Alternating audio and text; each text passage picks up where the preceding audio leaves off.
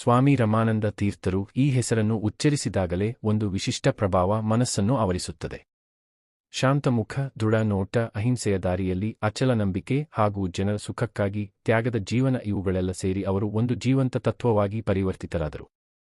ಹೈದರಾಬಾದ್ ರಾಜ್ಯದ ವಿಮೋಚನೆ ಎಂಬ ಇತಿಹಾಸದ ಅತ್ಯಂತ ನಿರ್ಣಾಯಕ ಅಧ್ಯಾಯದಲ್ಲಿ ಅವರು ಕೇವಲ ನಾಯಕನಷ್ಟೇ ಅಲ್ಲ, ಒಂದು ಯುಗದ ಮನಸ್ಸಾಗಿದ್ದರು. ಸ್ವಾಮಿ ರಮಾನಂದ ತೀರ್ಥರು 1903 ಅಕ್ಟೋಬರ್ 3ರಂದು ಕರ್ನಾಟಕದ ಬಿಜಾಪುರ ಜಿಲ್ಲೆಯ ಸಿಂದಗಿ ಪಟ್ಟಣದಲ್ಲಿ ಜನಿಸಿದರು. ಅವರ ಮೂಲ ಹೆಸರು ವೆಂಕಟೇಶ ಭಗವಾನ್ ರಾವ್ ಖೇಡಗಿಕರ್.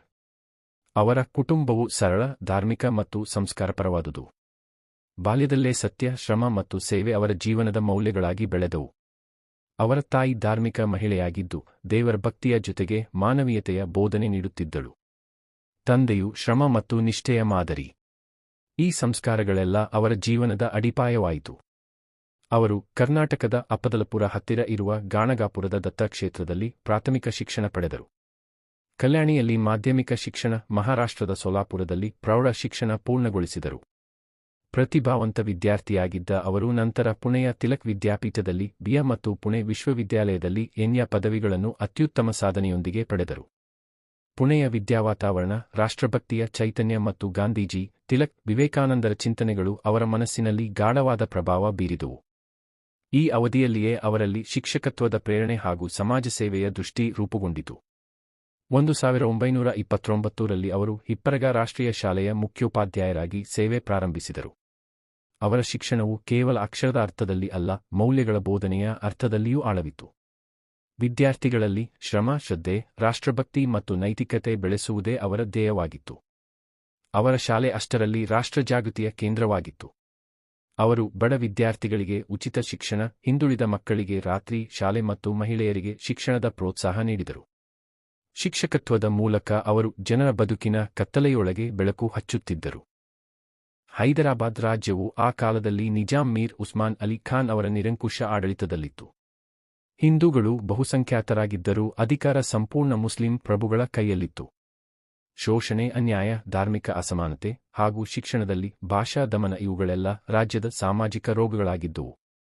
ಬ್ರಿಟಿಷರು ಭಾರತವನ್ನು 2 ರಾಷ್ಟ್ರಗಳಾಗಿ ವಿಭಜಿಸುವಾಗ ನಿಜಾಮನಿಗೂ ಆಯ್ಕೆ ನೀಡಿದರು: ಭಾರತ ಸೇರುವುದೋ, ಪಾಕಿಸ್ತಾನ ಸೇರುವುದೋ ಅಥವಾ ಸ್ವತಂತ್ರವಾಗಿಯೇ ಉಳಿಯುವುದೋ.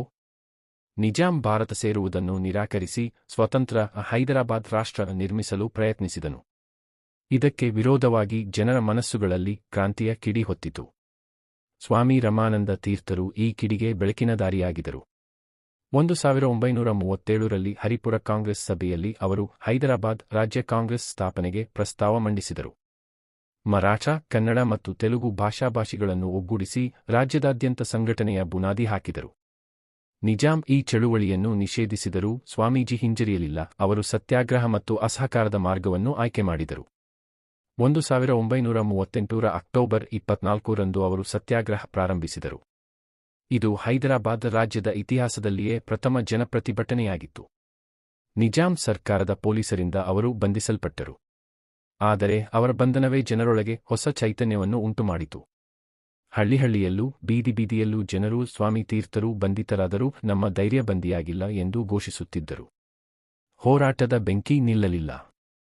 ಈ ವೇಳೆಯಲ್ಲಿ ಹೈದರಾಬಾದ್ ರಾಜ್ಯದ ವಾತಾವರಣ ಕತ್ತಲೆಯಾಯಿತು. ಕಾಸಿಂ ರಜವಿ ಎಂಬ ವ್ಯಕ್ತಿ ಮಜ್ಲಿಸ್-ಇ-ಇತ್ತೆಹಾದುಲ್ ಮುಸ್ಲಿಮೀನ್ ಎಂಬ ಸಂಘಟನೆಯ ಮೂಲಕ ರಜಾಕರ್ಗಳ ಸೇನೆ ರಚಿಸಿದನು. ರಜಾಕರ್ಗಳು ಹಿಂದೂ ಜನರ ಮೇಲೆ ದೌರ್ಜನ್ಯ ನಡೆಸಲು ನಿಜಾಮನ ಅನುಮತಿ ಪಡೆದರು.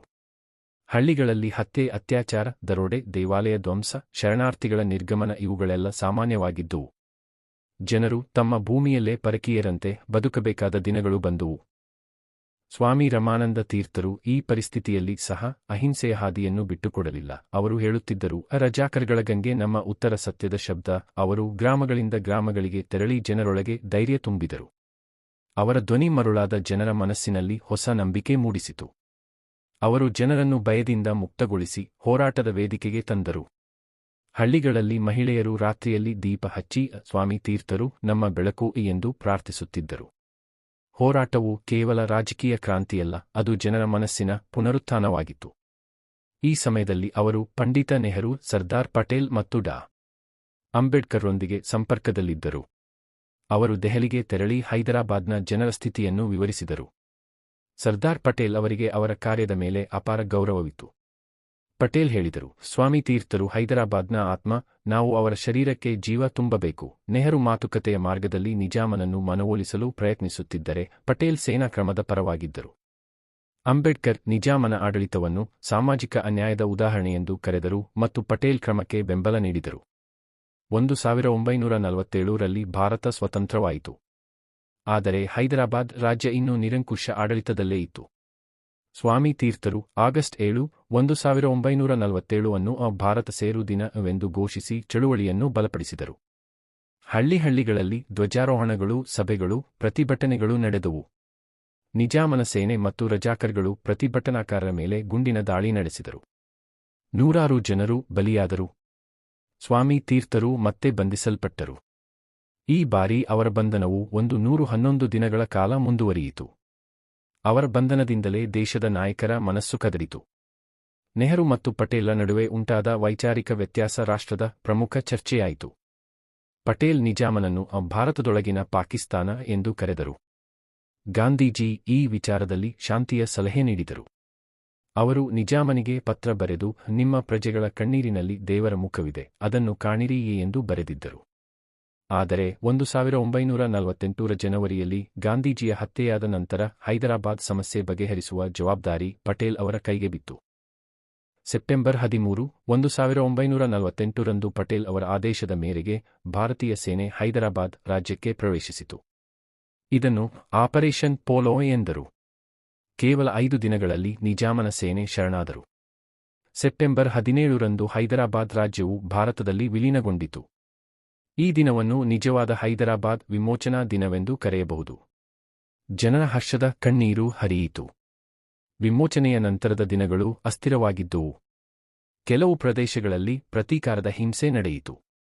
ಸ್ವಾಮಿ ತೀರ್ಥರು ತಕ್ಷಣ ಜನರ ಮಧ್ಯೆ ತೆರಳಿ ಶಾಂತಿಯ ಬಿತ್ತನೆ ಮಾಡಿದರು. ಅವರು ಹೇಳಿದರು, ಹಿಂಸೆಯಿಂದ ಹೃದಯ ಗೆಲ್ಲಲು ಸಾಧ್ಯವಿಲ್ಲ, ಕ್ಷಮೆಯೇ ನಿಜವಾದ ವಿಜಯ. ಅವರು ಹಿಂದೂ ಮುಸ್ಲಿಂ ಸೌಹಾರ್ದತೆ ಸ್ಥಾಪನೆಗಾಗಿ ಹೋರಾಡಿದರು. ಧರ್ಮವನ್ನು ಮನುಷ್ಯನ ಮನಸ್ಸಿನ ಶಕ್ತಿ ಎಂದೇ ಕಂಡು ಅದನ್ನು ವಿಭಜನೆಯ ಆಯುಧವನ್ನಾಗಿ ಬಳಸಬಾರದು ಎಂದು ಹೇಳಿದರು. ಅವರ ಮಾತುಗಳು ಜನರ ಮನಸ್ಸು ಶಾಂತಗೊಳಿಸಿದುವು. ನಿಜಾಮನಿಗೆ ಬಂಧನ ನೀಡದೆ ಪಟೇಲ್ ಅವರ ಸಲಹೆಯ ಮೇರೆಗೆ ಅವರನ್ನು ರಾಜಪ್ರಮಥನ ಹುದ್ದೆಯಲ್ಲಿ ಉಳಿಸಲಾಯಿತು. ಇದರಿಂದ ರಾಜ್ಯದಲ್ಲಿ ಶಾಂತಿ ಕಾಪಾಡಲು ಸಾಧ್ಯವಾಯಿತು. ನೆಹರು ಈ ಕ್ರಮವನ್ನು ಮಾನವೀಯ ರಾಜತಾಂತ್ರಿಕತೆ ಎಂದರು. ಪಟೇಲ್ ಹೇಳಿದರು, ನಾವು ಹೈದರಾಬಾದ್ ಗೆಲ್ಲಲಿಲ್ಲ, ನಾವು ಅದನ್ನು ವಿಮೋಚನೆ ಮಾಡಿದೆವು.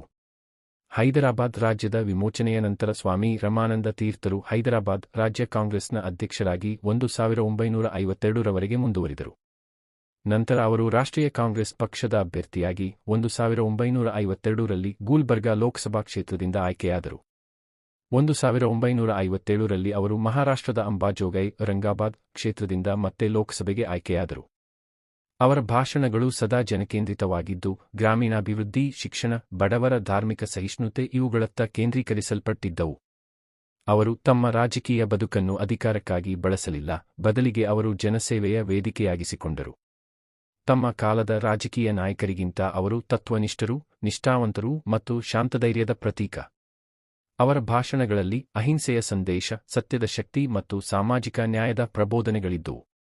ಗ್ರಾಮೀಣ ಶಿಕ್ಷಣದ ಉನ್ನತಿಗಾಗಿ, ಮಹಿಳಾ ಸಬಲೀಕರಣಕ್ಕಾಗಿ ಮತ್ತು ಯುವಕರ ರಾಷ್ಟ್ರಪ್ರಜ್ಞೆ ಬೆಳೆಸಲು ಹಲವು ಕಾರ್ಯಕ್ರಮಗಳನ್ನು ಹಮ್ಮಿಕೊಂಡರು. ಅವರ ಪ್ರೇರಣೆಯಿಂದ ಸ್ಥಾಪಿತವಾದ ಸ್ವಾಮಿ ರಮಾನಂದ ತೀರ್ಥ ಗ್ರಾಮೀಣ ಸಂಸ್ಥೆ ಮತ್ತು ಸ್ವಾಮಿ ರಮಾನಂದ ತೀರ್ಥ ಮರಾಠವಾಡ ವಿಶ್ವವಿದ್ಯಾಲಯ ಇಂದು ಅವರ ಪರಂಪರೆಯನ್ನು ಮುಂದುವರಿಸುತ್ತಿವೆ.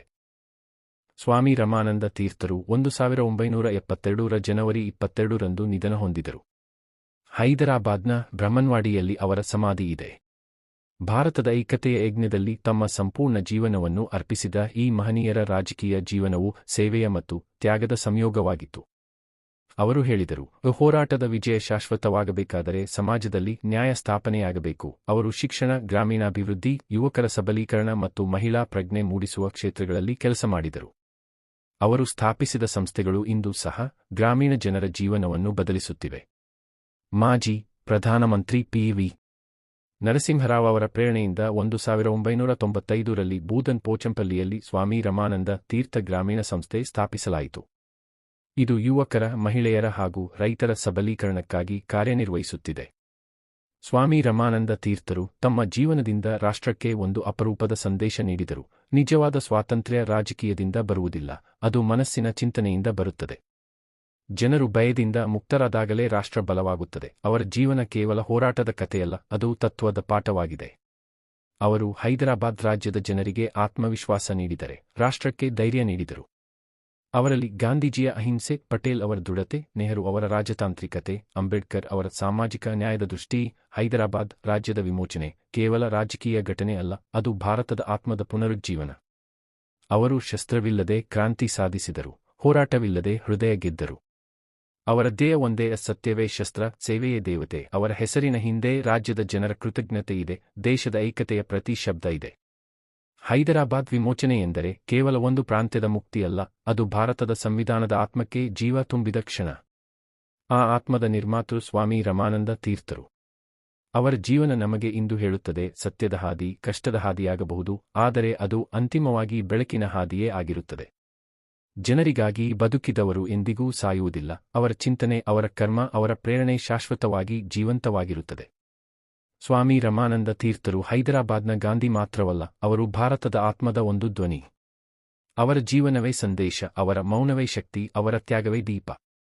ಇತಿಹಾಸದ ಪುಟಗಳಲ್ಲಿ ಅವರ ಹೆಸರು ಎಂದೆಂದಿಗೂ ಬೆಳಗುತ್ತಿರಲಿ. ಸ್ವಾಮಿ ರಮಾನಂದ ತೀರ್ಥರು ಹೈದರಾಬಾದ್ ರಾಜ್ಯದ ವಿಮೋಚನೆಯ ಶಿಲ್ಪಿ, ಭಾರತದ ಐಕ್ಯತೆಯ ಕರ್ಮಯೋಗಿ. ಪ್ರಶಾಂತ ಕುಲಕರ್ಣಿ, ಉಪನ್ಯಾಸಕರು, ಶ್ರೀ ಪದ್ಮರಾಜ ಶಿಕ್ಷಣ ಮಹಾವಿದ್ಯಾಲಯ, ಸಿಂದಗಿ. ಸಿಂದಗಿ ಜಿಲ್ಲಾ, ವಿಜಯಪುರ. ಮೊಬೈಲ್ ಸಂಖ್ಯೆ 9844544237.